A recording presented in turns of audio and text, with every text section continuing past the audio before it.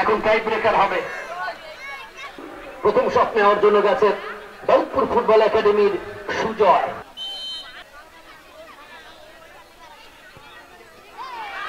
চমৎকার ফিনিশিং সুজয়। গোলরক্ষক অবশ্য রাজকুমার লাইনেই ছিল, কিন্তু পাওয়ারফুল শট থাকার কারণে ধরতে পারেন নাই। এবারে যাচ্ছে লায়েক।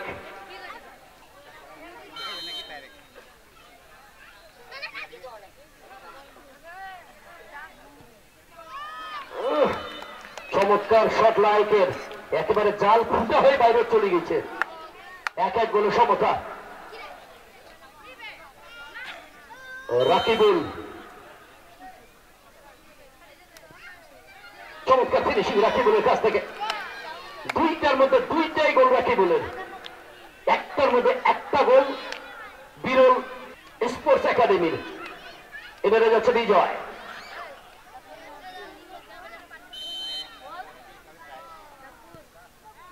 Excellent finishing. বিজয়ের কাছে মনে হচ্ছে এটা আমার কাছে ডাল ভাত, কোনো ব্যাপারই না। 2-2 গোল সমতা। দুইটা করে শট উভয় দল, দুইটা করেই গোল। এবারে গেছে সুজন, দলনায়ক।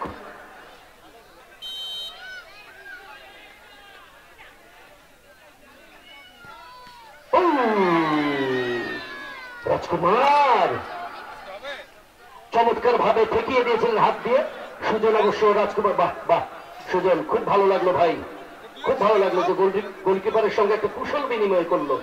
একটা যে চাপ খেলোয়াড় হবে তার এটা প্রমাণ।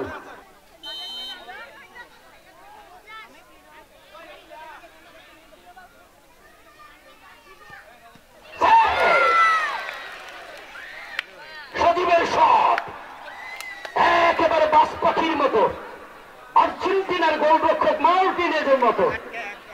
বাজ পাখি যাকে বলা হয় তার মতো বাঁদিকে ঝাঁপিয়ে পড়ে সেভ করে দিল। 3টার মধ্যে 3টা গোল করেছে দাউদপুর, 3টার মধ্যে 2টা গোল করেছে, একটা মিস হয়েছে সেখানে ওই বিরলের। এবারে গেছে বর্ষিয়ান কবির।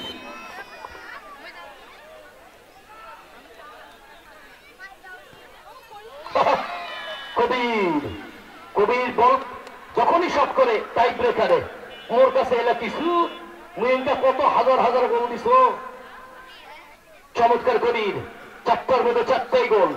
এই যে যাচ্ছে এবারে শট করার জন্য বলে নেই, যাচ্ছে হচ্ছে 6 নম্বর 9 গোল করতে পারলে শেষ শট নিতে হবে দাউদপুরকে। গোল করতে ব্যর্থ হলে এখানেই শেষ।